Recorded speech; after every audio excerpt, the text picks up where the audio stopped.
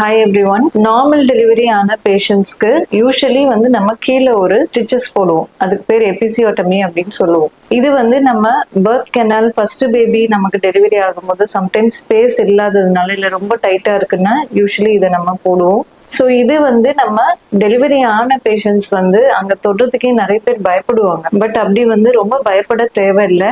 உள்ள நிறைய பேர் எத்தனை ஸ்டிச் போட்டிருக்கீங்க அப்படின்னு கேட்பாங்க. பட் அது எத்தனை ஸ்டிச் அப்படின்றதெல்லாம் கணக்கு கிடையாது. அதுல 3 லேயர் இருக்கும். Mucosa, muscle and skin. இது மூணுமே நம்ம கரெக்டா அப்ராக்சிமேட் பண்ணிருக்கோமா இல்லையா, அண்ட் உள்ள ஏதாவது ப்ளீடிங் இருந்தா அதெல்லாம் கிளியர் பண்ணிருக்கோமா இல்லையா அப்படின்றத நம்ம முக்கியமா பார்க்க வேண்டியது. ஸோ டெலிவரி ஆன உடனே உங்களுக்கு அந்த வெளியே ஸ்கின்ல ஸ்டிச்சஸ் ஃபீல் பண்ண முடியும்.